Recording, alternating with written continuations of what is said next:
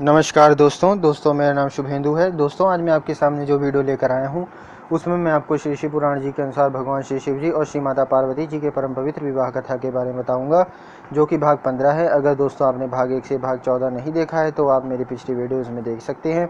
दोस्तों अगर आप पहली बार मेरा वीडियो देख रहे हैं तो मेरा आपसे बहुत ही विनम्र निवेदन है कि इसे प्लीज़ सब्सक्राइब कीजिएगा, और अगर आपने सब्सक्राइब कर दिया है तो उसके लिए भी आपका बहुत बहुत धन्यवाद। दोस्तों कमेंट करके ज़रूर बताइएगा कि आपको मेरा वीडियो कैसे लगा, और दोस्तों अगर वीडियो पसंद आए तो लाइक और शेयर भी अवश्य कीजिएगा। सो दोस्तों मैं आपको श्री शिव पुराण जी के अनुसार भगवान श्री शिव जी और श्री माता पार्वती जी के परम पवित्र विवाह कथा के बारे में सुनाना प्रारंभ करता हूँ, जो कि भाग 15 है। दोस्तों श्री शिव पुराण जी में ब्रह्मा जी कहते हैं कि नारद तदनंतर वशिष्ठ ने प्राचीन काल में राजा अनरण्य के द्वारा अपनी कन्या पद्मा का पिपलाद के साथ विवाह करने की तथा धर्म के वरदान से पिपलाद के तरुण अवस्था रूप गुण सदा स्थिर रहने वाले यौवन कुबेर और इंद्र से भी बढ़कर धन ऐश्वर्य भक्ति सिद्धि एवं समता प्राप्त करने की तथा पद्मा के स्थिर यौवन सौभाग्य संपत्ति एवं भर्ता के द्वारा परम गुणवान 10 पुत्रों के प्राप्त करने की कथा सुनाकर कहा,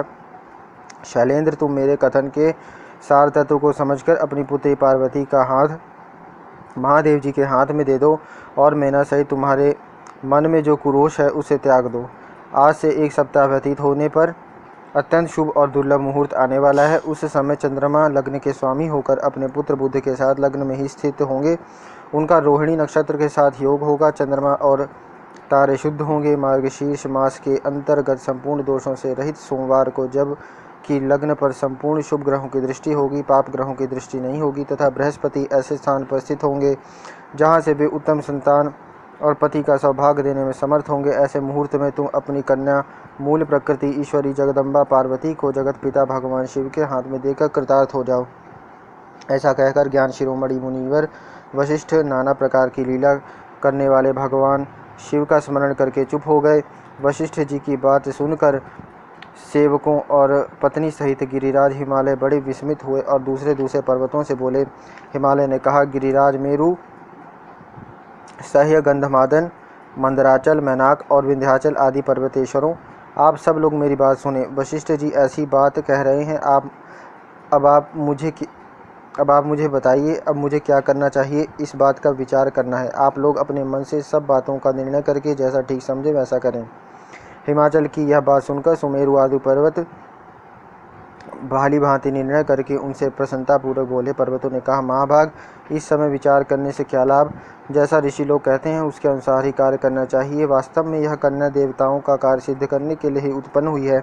इसने शिव के लिए ही अवतार लिया है, इसलिए यह शिव को ही दी जानी चाहिए। यदि इसने रुद्रदेव की आराधना की है और रुद्र ने आकर इसके साथ वार्तालाप किया है तो इसका विवाह इन्हीं के साथ होना चाहिए। ब्रह्मा जी कहते हैं, नारद, उन मेरु आदि पर्वतों की यह बात सुनकर हिमाचल बड़े प्रसन्न हुए और गिरजा भी मन ही मन हंसने लगी। अरुंधति ने भी अनेक कारण बताकर, नाना प्रकार की बातें सुनाकर और विविध प्रकार के इतिहासों का वर्णन करके मैना देवी को समझाया। तब शैल पत्नी मेनका सब कुछ समझ गई और प्रसन्नचित हो उन्होंने मुनियों को, अरुंधति जी को और हिमाचल को भी भोजन कराकर स्वयं भोजन किया। तदनंतर ज्ञानी गिरिश्रेष्ठ हिमाचल ने उन मुनियों की भली भांति सेवा की। उनका मन प्रसन्न और सारा भ्रम दूर हो गया था। उन्होंने हाथ जोड़ प्रसन्नतापूर्वक उन महर्षियों से कहा। हिमालय बोले, महाभाग सप्तऋषियों, आप लोग मेरी बात सुनिए। मेरा सारा संदेह दूर हो गया है। मैंने शिव पार्वती के चरित्र सुन लिए। अब मेरा शरीर, मेरी पत्नी मैना, मेरे पुत्र पुत्री, रिद्धि सिद्धि तथा अन्य सारी वस्तुएं भगवान श्री शिव की ही हैं, दूसरे किसी की नहीं। ब्रह्मा जी कहते, नारद, ऐसा कहकर हिमाचल ने अपनी पुत्री की और आदरपूर्वक देखा और उसे वस्त्राभूषणों से विभूषित करके ऋषियों की गोद में बिठा दिया। तत्पश्चात वे शैलराज पुनः प्रसन्न हो उन ऋषियों से बोले, यह भगवान रुद्र का भाग है, इसे मैं उन्हीं को दूंगा, ऐसा निश्चय कर लिया है। ऋषि बोले, गिरिराज, भगवान शंकर तुम्हारे याचक हैं, तुम स्वयं उनके दाता हो और पार्वती देवी भिक्षा हैं, इससे उत्तम और क्या हो सकता है। हिमाचल, तुम समस्त पर्वतों के राजा, सबसे श्रेष्ठ और धन्य हो, अतः तुम्हारे शिखरों की सामान्य गति है। तुम्हारे सभी शिखर सामान्य रूप से पवित्र एवं श्रेष्ठ हैं। ब्रह्मा जी कहते हैं, नारद, ऐसा कहकर निर्मल अंतःकरण वाले उन मुनियों ने गिरिराज कुमारी पार्वती को हाथ से छूकर आशीर्वाद देते हुए कहा, शिवे, तुम भगवान शिव के लिए सुखदायिनी हो, तुम्हारा कल्याण होगा। जैसे शुक्ल पक्ष में चंद्रमा बढ़ते हैं उसी प्रकार तुम्हारे गुणों की वृद्धि हो। ऐसा कहकर सब मुनियों ने गिरिराज को प्रसन्नतापूर्वक फल फूल दे विवाह के पक्के होने का दृढ़ विश्वास कर लिया। उस समय परम सती सुमुखी अरुंधति ने प्रसन्नतापूर्वक भगवान शिव के गुणों का बखान करके मैना को लुभा लिया। तदनंतर गिरिराज हिमवान ने परम उत्तम मांगलिक लोकाचार का आश्रय ले हल्दी और कुमकुम से अपनी दाढ़ी मूछ का मार्जन किया। तत्पश्चात चौथे दिन उत्तम लग्न का निश्चय करके परस्पर संतोष दे वे सप्तऋषि भगवान शिव के पास चले गए। वहां जाकर शिव को नमस्कार और विविध सूक्तियों से उनका स्तवन करके वे वशिष्ठ आदि सब मुनि परमेश्वर शिव से बोले। ऋषियों ने कहा, देवदेव महादेव परमेश्वर प्रभो, आप प्रेम पूर्वक हमारी बात सुने।